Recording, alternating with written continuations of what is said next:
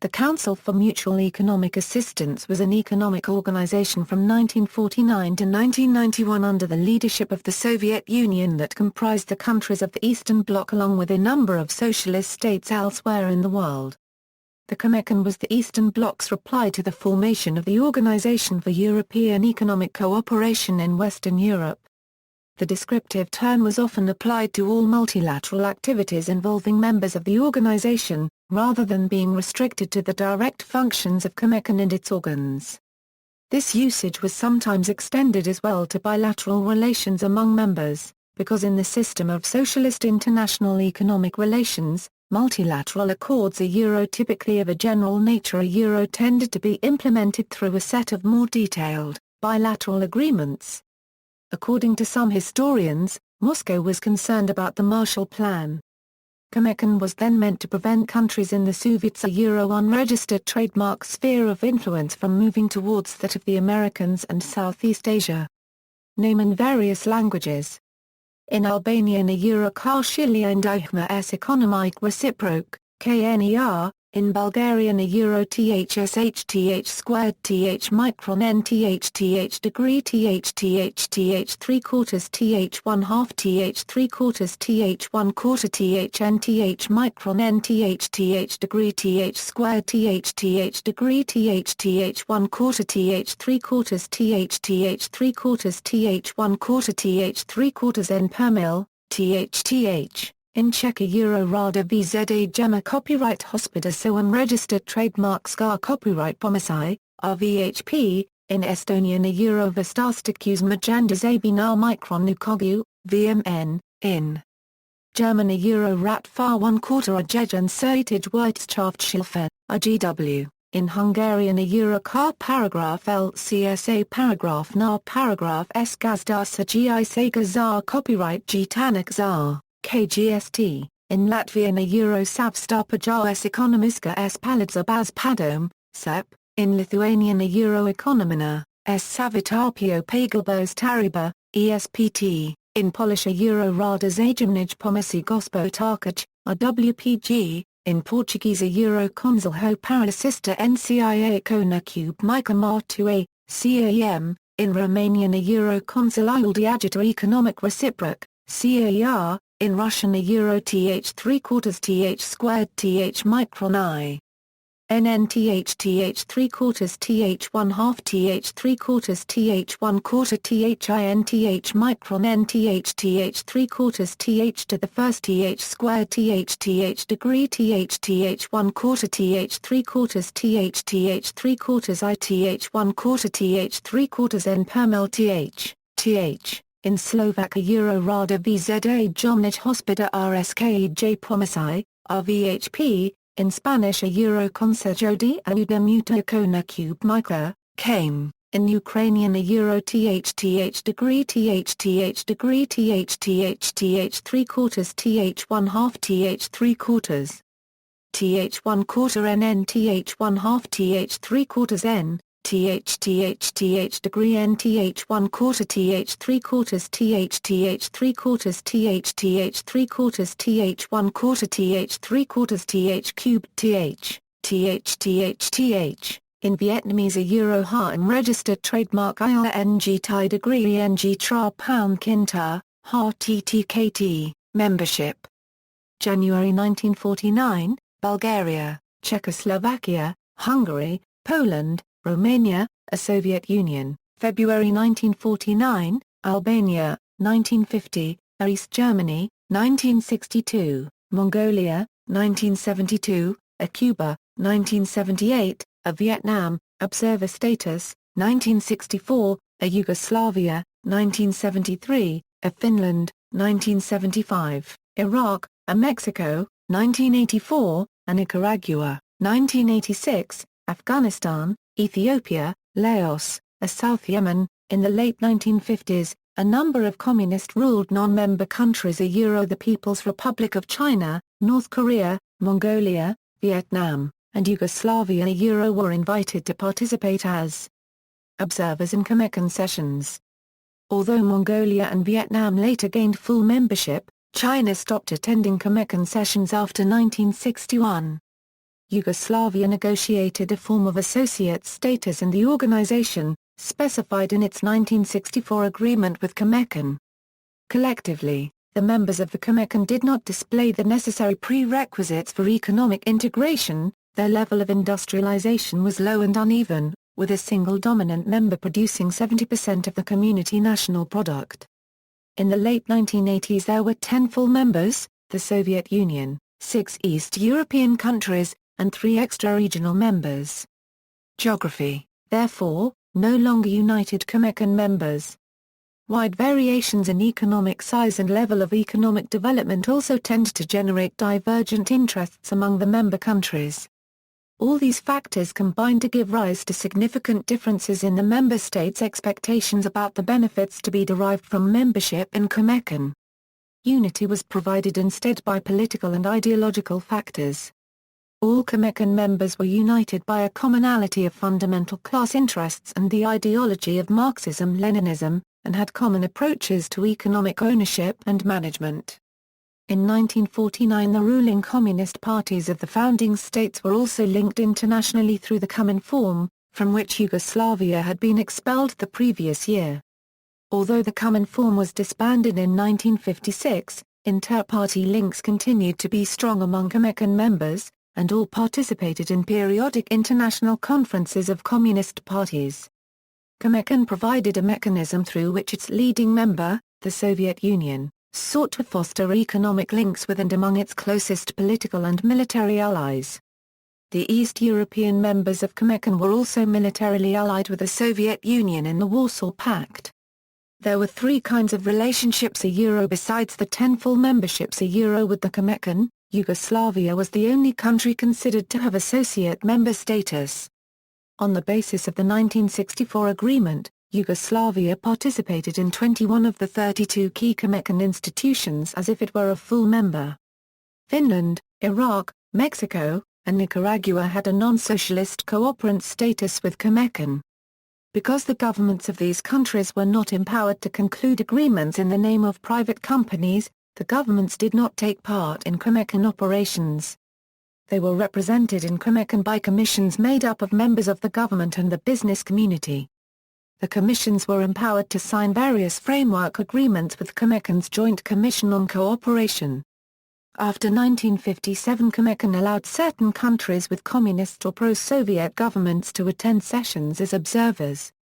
In November 1986, delegations from Democratic Republic of Afghanistan, Ethiopia, Laos, Nicaragua, and the People's Democratic Republic of Yemen attended the 42nd Council session as observers. History. Foundation. The Comecon was founded in 1949 by the Soviet Union, Bulgaria, Czechoslovakia, Hungary, Poland, and Romania.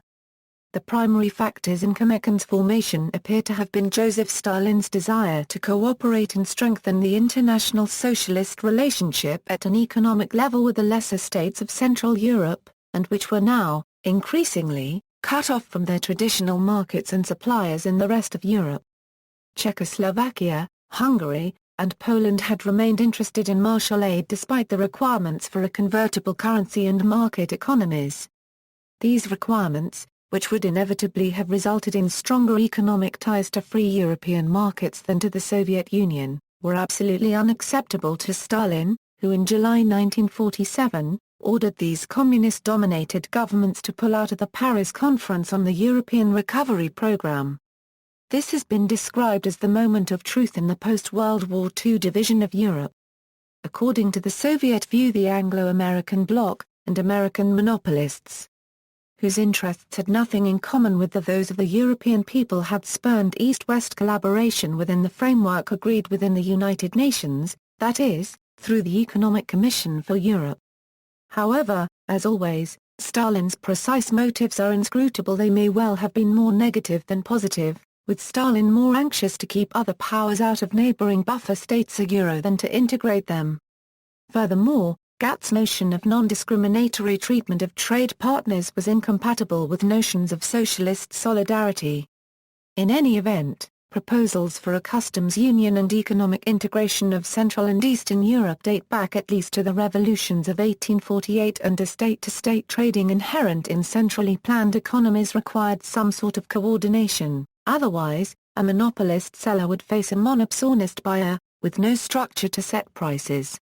Comecon was established at a Moscow Economic Conference January 5 January 8, 1949, at which the 6 founding member countries were represented. Its foundation was publicly announced on January 25.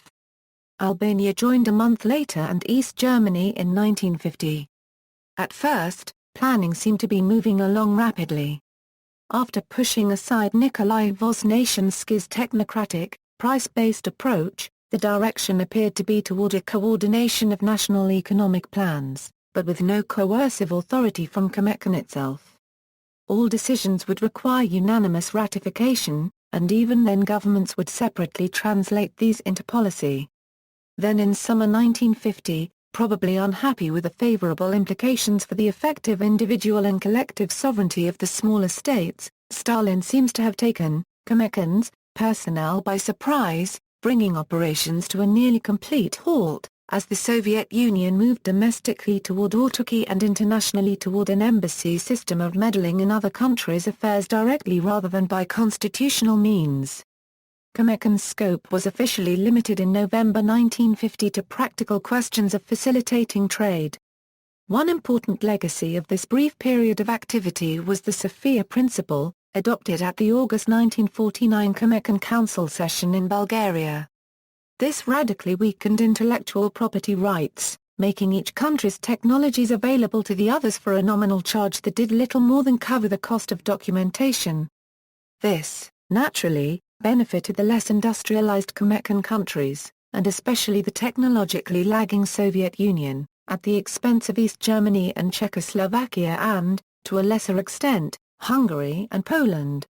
Khrushchev era. After Stalin's death in 1953, Comecon again began to find its footing. In the early 1950s, all Comecon countries had adopted relatively autarkic policies. Now they began again to discuss developing complementary specialities, and in 1956, 10 permanent standing committees arose, intended to facilitate coordination in these matters. The Soviet Union began to trade oil for Comecon manufactured goods. There was much discussion of coordinating 5-year plans. However, once again, trouble arose. The Polish protests and Hungarian uprising led to major social and economic changes, including the 1957 abandonment of the 1956-1960 Soviet 5-year plan, as the Comecon government struggled to re-establish their legitimacy and popular support. The next few years saw a series of small steps toward increased trade and economic integration, including the introduction of the transferable ruble, revised efforts at national specialization, and a 1959 charter modeled after the 1957 Treaty of Rome. Once again, however, efforts at transnational central planning failed. In December 1961, a council session approved the basic principles of the International Socialist Division of Labor, which talked of closer coordination of plans and of concentrating production of similar products in one or several socialist countries. In November 1962, Soviet Premier Nikita Khrushchev followed this up with a call for a common single planning organ. This was resisted by Czechoslovakia, Hungary, and Poland, but most emphatically by increasingly nationalistic Romania, which strongly rejected the notion that they should specialize in agriculture. In Central and Eastern Europe, only Bulgaria happily took on an assigned role. Essentially, by the time the Soviet Union was calling for tight economic integration, they no longer had the power to impose it. Despite some slow headway, Euro integration increased in petroleum, electricity, and other technical scientific sectors Euro, and the 1963 founding of an International Bank for Economic Cooperation, Comecon countries all increased trade with the West relatively more than with one another. Brezhnev era. From its founding until 1967, Comecon had operated only on the basis of unanimous agreements. It had become increasingly obvious that the result was usually failure. In 1967, Comecon adopted the interested party principle, under which any country could opt out of any project they chose, still allowing the other member states to use Comecon mechanisms to coordinate their activities. In principle, a country could still veto, but the hope was that they would typically choose just to step aside rather than either veto or be a reluctant participant. This aimed, at least in part, at allowing Romania to chart its own economic course without leaving Comecon entirely or bringing it to an impasse. Also until the late 1960s, the official term for Comecon activities was cooperation. The term integration was always avoided because of its connotations of monopolistic capitalist collusion. However, after the Special Council session of April 1969 and the development and adoption of the Comprehensive Programme for the further extension and improvement of cooperation and the further development of socialist economic integration by Comecon member countries, Comecon activities were officially termed integration. Although such equalization had not been a pivotal point in the formation and implementation of Comecon's economic policies, improved economic integration had always been Comecon's goal. While such integration was to remain a goal, and while Bulgaria became yet more tightly integrated with the Soviet Union, progress in this direction was otherwise continually frustrated by the national central planning prevalent in all Comecon countries, by the increasing diversity of its members and by the overwhelming asymmetry, and resulting distrust between the many small member states and the Soviet superstate, which, in 1983, accounted for 88% of Comecon's territory and 60% of its population. In this period, there were some efforts to move away from central planning, by establishing intermediate industrial associations and combines in various countries. However, these groupings typically proved unwieldy, conservative, risk-averse, and bureaucratic, reproducing the problems they had been intended to solve. One economic success of the 1970s was the development of Soviet oil fields. While doubtless, Central and East Europeans resented having to defray some of the costs of developing the economy of their hated overlord and oppressor, they benefited from low prices for fuel and other mineral products. As a result, Comecon economies generally showed strong growth in the mid-1970s. They were largely unaffected by the 1973 oil crisis.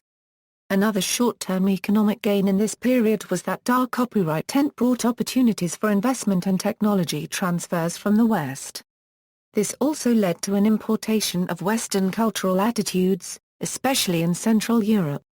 However, many undertakings based on Western technology were less than successful. Other investment was wasted on luxuries for the party elite, and most Comecon countries ended up indebted to the West when capital flows died out as dark copyright tent faded in the late 1970s, and from 1979 to 1983, all of Comecon experienced a recession from which they never recovered in the communist era. Romania and Poland experienced major declines in the standard of living. Perestroika, the 1985 Comprehensive Program for Scientific and Technical Progress and the rise to power of Soviet General Secretary Mikhail Gorbachev increased Soviet influence in Comecon operations and led to attempts to give Comecon some degree of supranational authority. The Comprehensive Program for Scientific and Technical Progress was designed to improve economic cooperation through the development of a more efficient and interconnected scientific and technical base. This was the era of Perestroika, the last attempt to put the Comecon economies on a sound economic footing. Gorbachev and his economic mentor Abel Agambyan hoped to make revolutionary changes in the economy, foreseeing that science will increasingly become a direct productive force, as Marx foresaw by the year 2000 the renewal of plant and machinery will be running at 6% or more per year. The program was not a success. The Gorbachev regime made too many commitments on too many fronts, thereby overstretching and overheating the Soviet economy. Bottlenecks and shortages were not relieved but exacerbated, while the East European members of Comecon resented being asked to contribute scarce capital to projects that were chiefly of interest to the Soviet Union. Furthermore, the liberalization that by June 25, 1988 allowed Comecon countries to negotiate trade treaties directly with the European Community, and the Sinatra Doctrine under which the Soviet Union allowed that change would be the exclusive affair of each individual country marked the beginning of the end for Comecon. Although the revolutions of 1989 did not formally end Comecon, and the Soviet government itself lasted until 1991. The March 1990 meeting in Prague was little more than a formality, discussing the coordination of non-existent five-year plans. From January 1, 1991, the countries shifted their dealings with one another to a hard currency market basis. The result was a radical decrease in trade with one another, as Central and Eastern European euro exchanged asymmetrical trade dependence on the Soviet Union for an equally asymmetrical commercial dependence on the European Community. The final Comecon Council session took place June 28, 1991 in Budapest, and led to an agreement to disband within 90 days. Exchange, working with neither meaningful exchange rates nor a market economy, Comecon countries had to look to world markets as a reference point for prices. But unlike agents acting in a market, prices tended to be stable over a period of years, rather than constantly fluctuating, which assisted central planning. Also, there was a tendency to underprice raw materials relative to the manufactured goods produced in many of the Comecon countries. International barter helped preserve the Comecon countries' scarce hard currency reserves. In strict economic terms, barter inevitably harmed countries whose goods would have brought higher prices in the free market or whose imports could have been obtained more cheaply, and benefited those for whom it was the other way around. Still, all of the Comecon countries gained some stability, and the governments gained some legitimacy, and in many ways this stability and protection from the world market was viewed, at least in the early years of Comecon, as an advantage of the system, as was the formation of stronger ties with other communist countries. Within Comecon, there were occasional struggles over just how the system should work. Early on, Nikolai Voznesensky pushed for a more law-governed, and technocratic price-based approach. However, with the August 1948 death of Andrei Zhdanov, Voznesensky lost his patron and was soon accused of treason as part of the Leningrad affair. Within 2 years he was dead in prison. Instead, what won out was a physical planning approach that strengthened the role of central governments over technocrats. At the same time, the effort to create a single regime of planning common economic organization with the ability to set plans throughout the Comecon region also came to naught. A protocol to create such a system was signed January 18, 1949, but never ratified. While historians are not unanimous on why this was stymied, it clearly threatened the sovereignty not only of the smaller states, but even of the Soviet Union itself, since an international body would have had real power. Stalin clearly preferred informal means of intervention in the other Comecon states. This lack of either rationality or international central planning tended to promote autarky in each Comecon country, because none fully trusted the others to deliver goods and services. With few exceptions, foreign trade in the Comecon countries was a state monopoly, and the state agencies and captive trading companies were often corrupt.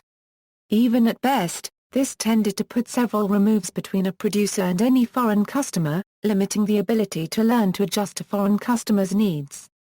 Furthermore, there was often strong political pressure to keep the best products for domestic use in each country.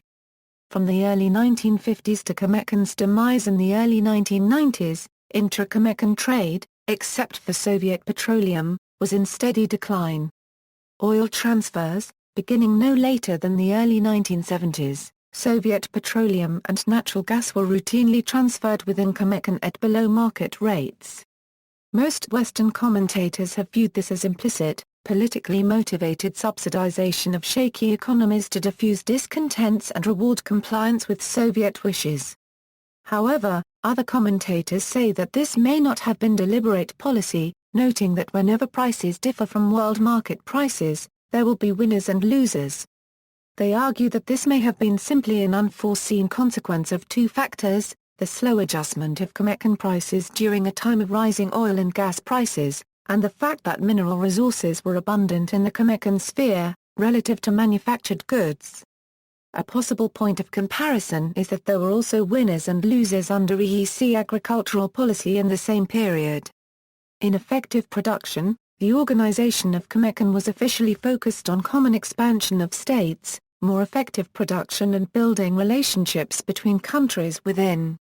And as in every planned economy, operations did not reflect state of market, innovations, availability of items or the specific needs of a country. One example came from former Czechoslovakia. In the 1970s, the Communist Party of Czechoslovakia finally realized that there was a need for underground trains. Czechoslovak designers projected a cheap but technologically innovative underground train. The train was a state-of-the-art project, capable of moving underground or on the surface using standard rails, had a high number of passenger seats, and was lightweight. According to the designers, the train was technologically more advanced than the trains used in New York's subway, London's tube or the Paris metro. However, due to the plan of Comecon, older Soviet trains were used, which guaranteed profit for the Soviet Union and work for workers in Soviet factories. That economical change led to the cancellation of the A1 trains by Aeon Zakay. The Comecon plan, though more profitable for the Soviets, if less resourceful for the Czechs and Slovaks, forced the Czechoslovak government to buy trains AS and 81-71, both of which were designed in early 1950s and were heavy, unreliable and expensive. On the other hand, Czechoslovak trams and jet trainers were the standard for all Comecon countries, including the USSR, and other countries could develop their own designs but only for their own needs, like Poland. Poland was a manufacturer of light helicopters for Comecon countries. The USSR developed their own model Kamov Kar-26 and Romania produced French helicopters under license for their own market. In a formal or informal way, often the countries were discouraged from developing their own designs that competed with the main Comecon design. Structure: although not formally part of the organization's hierarchy, the Conference of First Secretaries of Communist and Workers' Parties and of the heads of government of the Comecon member countries was Comecon's most important organ. These party and government leaders gathered for conference meetings regularly to discuss topics of mutual interest. Because of the rank of conference participants, their decisions had considerable influence on the actions taken by Comecon and its organs. The official hierarchy of Comecon consisted of the session of the Council for Mutual Economic Assistance, the Executive Committee of the Council, the Secretariat of the Council, 4 Council Committees, 24 Standing Commissions, 6 Interstate Conferences, 2 Scientific Institutes, and several associated organizations. The session of the Council for Mutual Economic Assistance, officially the highest Comecon organ, examined fundamental problems of socialist economic integration and directed the activities of the Secretariat and other subordinate organizations. Delegations from each Comecon member country attended these meetings. Prime ministers usually headed the delegations, which met during the second quarter of each year in a member country's capital. All interested parties had to consider recommendations handed down by the session. A treaty or other kind of legal agreement implemented adopted recommendations. Comecon itself might adopt decisions only on organizational and procedural matters pertaining to itself and its organs. Each country appointed one permanent representative to maintain relations between members and Comecon between annual meetings. An extraordinary session, such as the one in December 1985, might be held with the consent of at least 1/3 of the members. Such meetings usually took place in Moscow.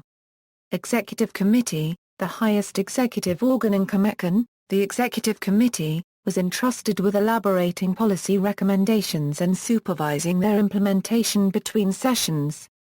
In addition, it supervised work on plan coordination and scientific technical cooperation. Composed of one representative from each member country, usually a deputy chairman of the Council of Ministers, the Executive Committee met quarterly, usually in Moscow. In 1971 and 1974, the Executive Committee acquired economic departments that ranked above the standing commissions. These economic departments considerably strengthen the authority and importance of the Executive Committee. Other entities: there were 4 Council Committees, Council Committee for Cooperation in Planning, Council Committee for Scientific and Technical Cooperation, Council Committee for Cooperation in Material and Technical Supply, and Council Committee for Cooperation in Machine Building. Their mission was to ensure the comprehensive examination and a multilateral settlement of the major problems of cooperation among member countries in the economy, science, and technology. All committees were headquartered in Moscow and usually met there. These committees advised the standing commissions, the secretariat, the interstate conferences, and the scientific institutes in their areas of specialization. Their jurisdiction was generally wider than that of the standing commissions because they had the right to make policy recommendations to other Comecon organizations. The Council Committee for Cooperation in Planning was the most important of the four. It coordinated the national economic plans of Comecon members. As such, it ranked in importance only after the session and the Executive Committee. Made up of the chairman of Comecon members' national central planning offices, the Council Committee for Cooperation in Planning drew up draft agreements for joint projects, adopted a resolution approving these projects, and recommended approval to the concerned parties. If its decisions were not subject to approval by national governments and parties, this committee would be considered Comecon's supranational planning body. The International Secretariat, Comecon's only permanent body, was Comecon's primary economic research and administrative organ. The Secretary, who has been a Soviet official since Comecon creation, was the official Comecon representative to Comecon member states and to other states and international organizations. Subordinate to the Secretary were his deputy and the various departments of the Secretariat, which generally corresponded to the standing commissions. The Secretariat's responsibilities included preparation and organization of Comecon sessions and other meetings conducted under the auspices of Comecon. Compilation of digests on Comecon activities. Conduct of economic and other research for Comecon members. And preparation of recommendations on various issues concerning Comecon operations. In 1956 8 standing commissions were set up to help Comecon make recommendations pertaining to specific economic sectors. The commissions have been rearranged and renamed a number of times since the establishment of the first 8. In 1986 there were 24 standing commissions, each headquartered in the capital of a member country and headed by one of that country's leading authorities in the field addressed by the Commission. The Secretariat supervised the actual operations of the commissions. The standing commissions had authority only to make recommendations, which had then to be approved by the Executive Committee, presented to the session, and ratified by the interested member countries.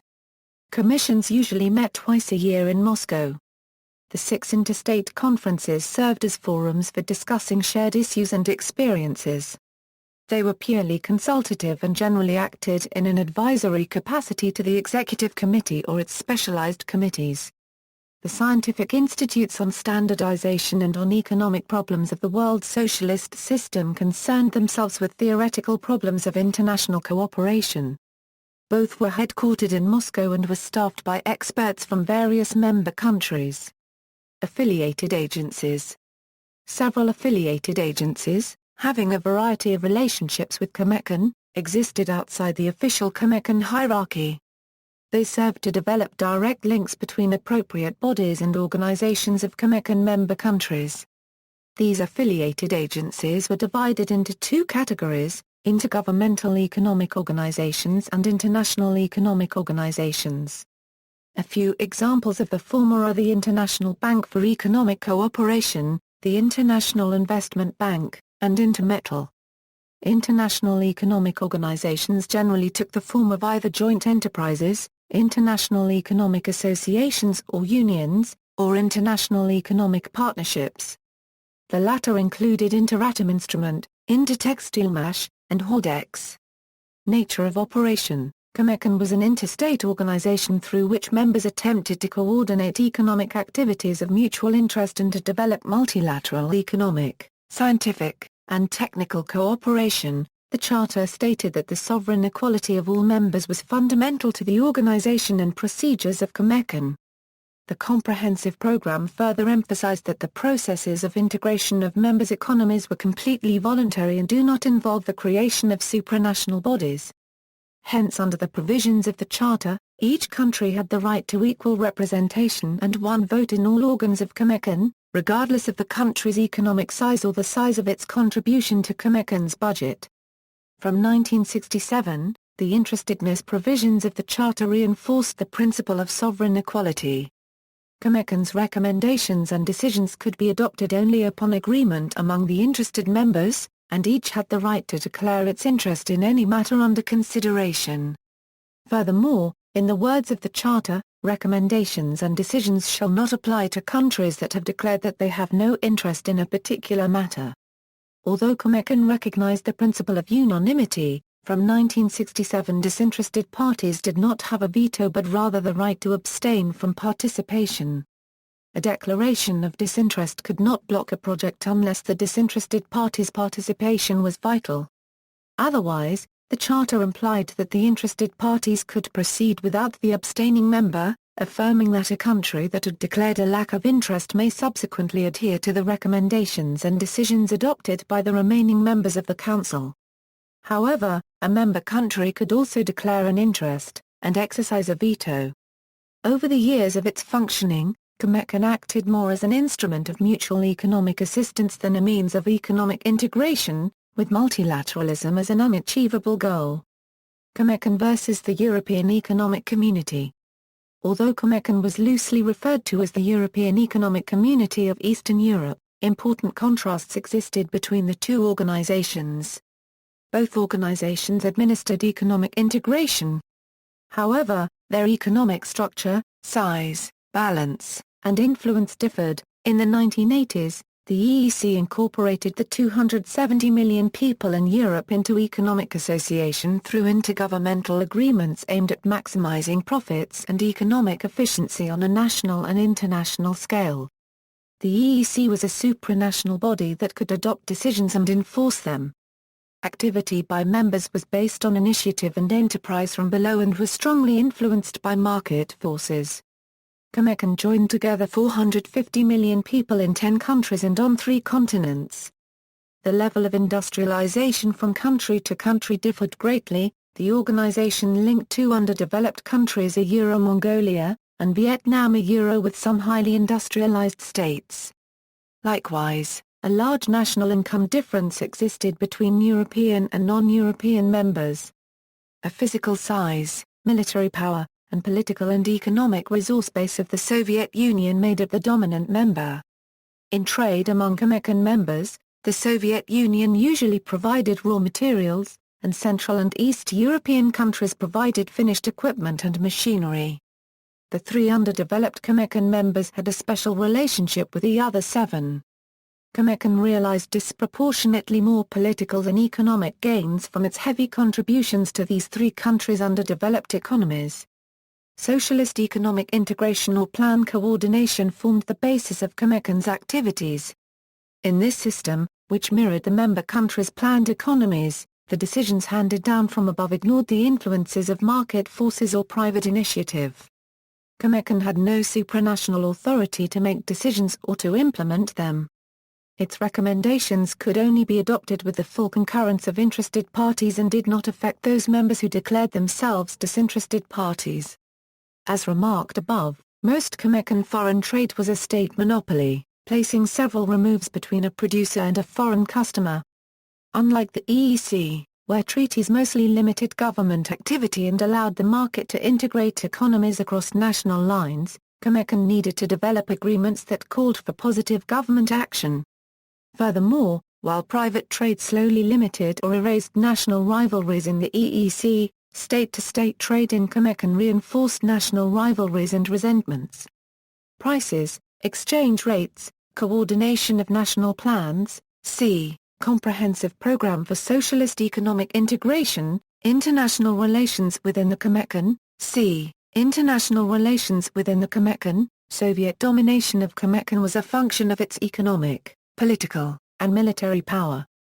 The Soviet Union possessed 90% of Comecon members' land and energy resources, 70% of their population, 65% of their national income, and industrial and military capacities second in the world only to those of the United States. The location of many Comecon committee headquarters in Moscow and a large number of Soviet nationals in positions of authority also testified to the power of the Soviet Union within the organization.